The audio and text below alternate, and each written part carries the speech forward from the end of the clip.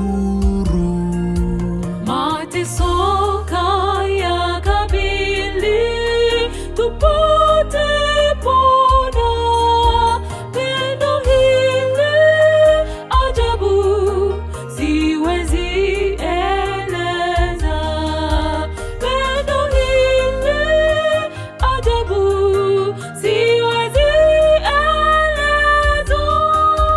Ninajihisi ninadaiwa nalo deni kubwa, na moyo unaumizwa sababu sikumtii Yesu mlipa deni. Alinipa ahadi nifuate popote alipo.